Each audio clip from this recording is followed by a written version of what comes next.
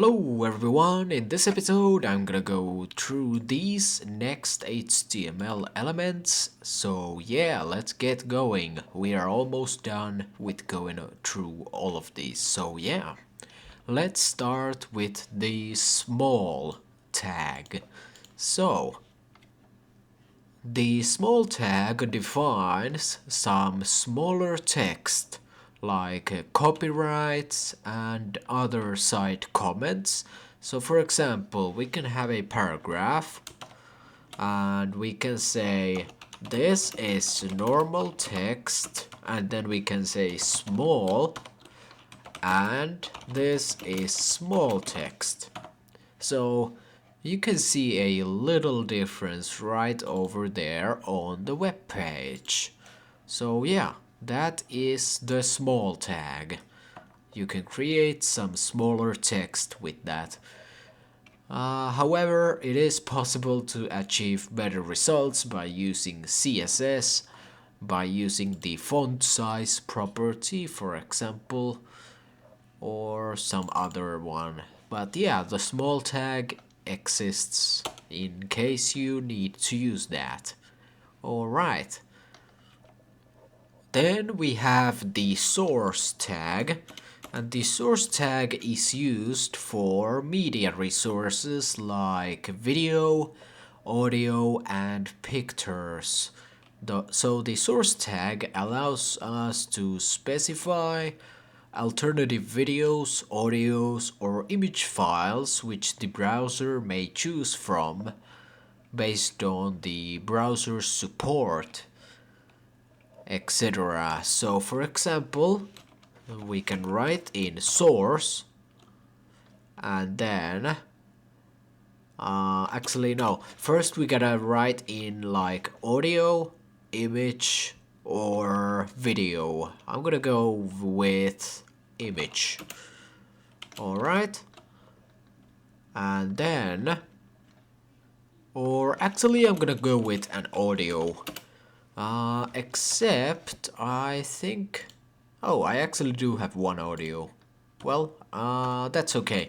Let's go ahead and say audio, and I'm gonna add the controls. There we go. And then I can add the source. So the first source will be source, and then I will take the sounds folder and select this first one. Alright, so that's an MP3.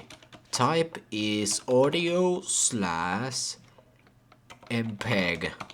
Alright, then if we have a secondary file, we can say source, and the source will be sounds and song1.otg, for example. So this is kind of a backup audio file.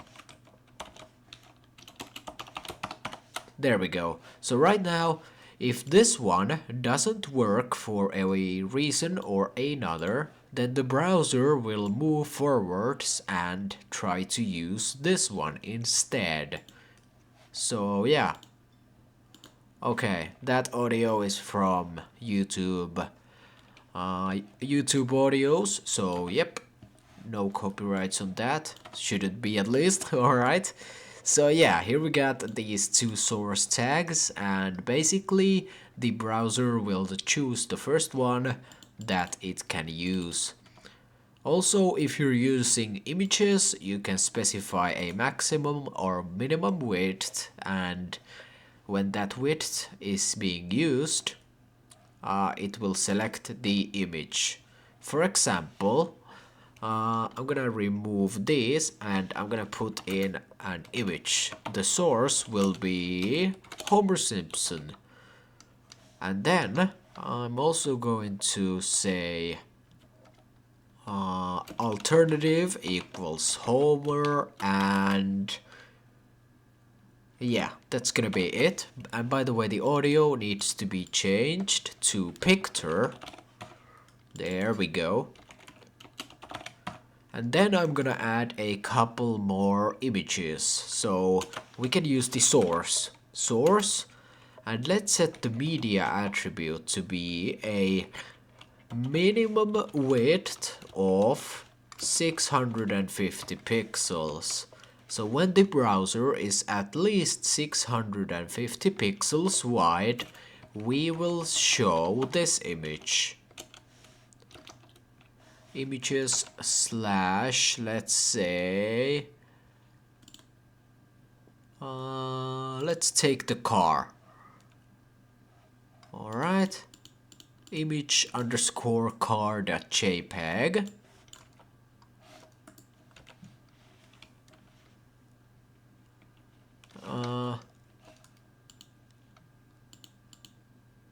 There we go, img underscore car.jpg. Alright, so if I resize my browser here, and when it reaches a minimum width of 650 pixels, this image will be shown. Otherwise, it will show Homer Simpson.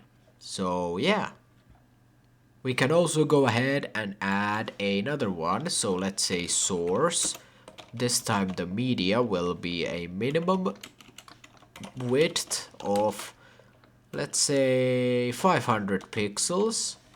And the source set will be images slash img underscore, let's go with the food. So there we go. So right now, if I resize my browser, it will first show the car.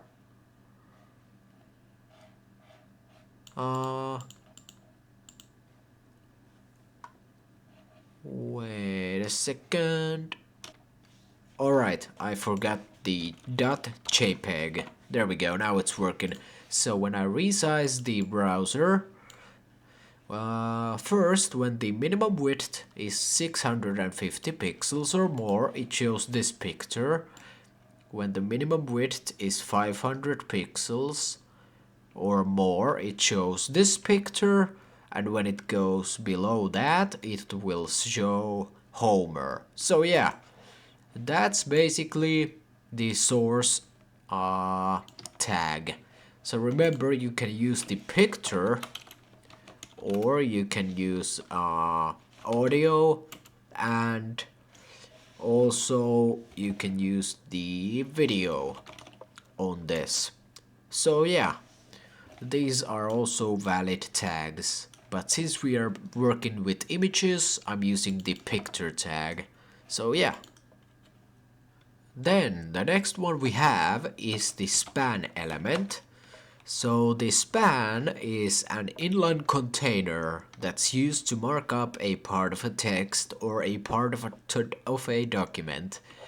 The span tag can be easily styled by CSS or with JavaScript using the class or ID attribute. So yeah, the span is similar to the div element, but the div is a block level element, meaning it will take the entire width of the viewport, and the span is an inline element, so it will only take as much space as necessary. So let's say this is a span, and then I'm also gonna make a div. This is a div.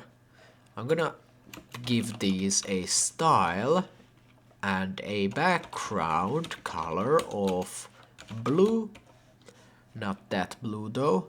I'm gonna go with something like that. And then this one will be having a background color of pink. So there we go. The div element will take up the entire width of the browser, and the span element will only take up as much space as it needs. So yeah, we can also use the span inside of a paragraph like this. So the span element, and then we can say span, can be used to style specific parts of text. And then I'm gonna give this one a background color of light green. So there we go. The span element can be used to style specific parts of text. So yeah, that's the span element. Then we have the strong tag. It's used to define text with strong importance. So the content inside is typically displayed in bold. So we can say strong. This is important. Alright? So this is how it works. The text will be bold. We also have the B tag for bold text, but use the B tag to specify text without any extra importance. However, if the text is very important, you can use the strong tag. So yeah, that's basically the difference between the meaning of these two. The outcome is pretty much the same, but yeah, the strong is used to define text with strong importance, and the B tag specifies bold text without any extra importance. So yep. Next we have the style element.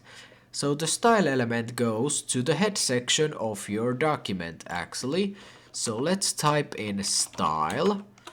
And inside of this we can type some CSS code. For example, I'm gonna give this h2 a class of my heading 2. Then I can go over here and select the class with a dot my heading 2, and then I can give it some styles. For example, color will be red, the text decoration will be underline, and the font size will be 20 pixels. So yeah, the style element can be used inside of the head section of the document to style different parts of the web page. Then we have the sub and sub tags. So the sub tag defines subscript text. For example, paragraph, this text contains some, then we can say subscript text. So there we go. You can see that this is the one inside of the sub element. So that's the subscript.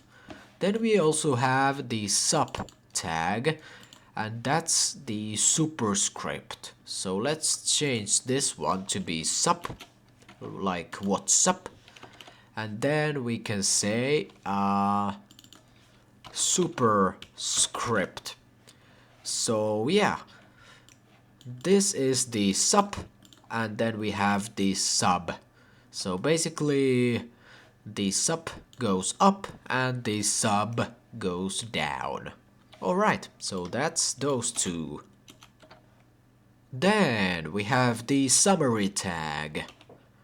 So the summary tag is used inside of a details tag, and then we can say summary, and we can add a heading to this. So let's say information about this site. Okay, it currently doesn't contain anything, but we can add a paragraph underneath and say this is a learning site. And now when we click this, we get this. So yeah, that's the summary tag. It basically adds a heading to your details. So yeah. Alright. Then lastly we have the SVG. So this SVG element is actually a new one. This can be used to draw different kinds of things with HTML, so I'm gonna give you a few examples. So first we can create a circle, so SVG, then we can define the width and the height. Let's set the width to be 100 and the height to be 100 as well. Inside of the SVG, I'm gonna create a circle.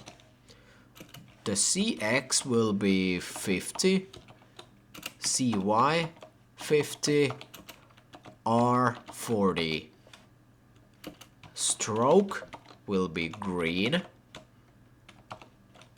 And stroke width, which basically means the outline or the border, I'm gonna set it to be 4. And then the fill will be yellow. There we go. So we have an SVG right now and a circle. So yeah, we can also change the location of this on the x-axis and the y-axis, and then the radius to make it larger or smaller. Also, this behavior is happening because we got a maximum width and height for this SVG. Alright, then the stroke is basically the green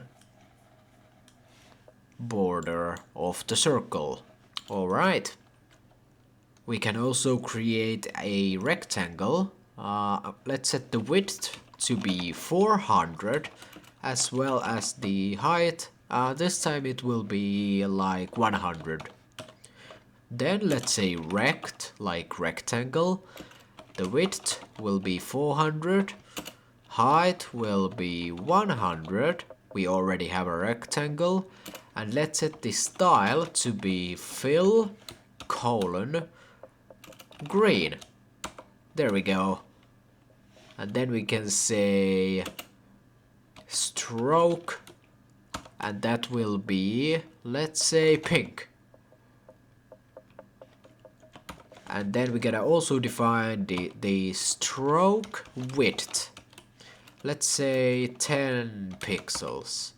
Alright, so the stroke in SVGs is basically the corner or the outline. So there we go. Now we got the rectangle. Also, if you write something inside of here, it will not show up. Alright, so we got the rectangle right now. Over there. So yeah, I'm gonna give you a few more examples. Let's create another type of a rectangle. So let's keep the width the same, but the height will be 180. Alright, then we will type in rect as in rectangle. Let's set the x coordinates to be 50, y will be 20, rx 20 and ry will be 20. Let's set the width to be 150 as well as the height. And there we go, we got that. Alright, then we can go ahead and use the style attribute. And we can use the fill and fill this with some color like blue. Alright, then we can do the stroke width. Let's set it to be 10 pixels. And the stroke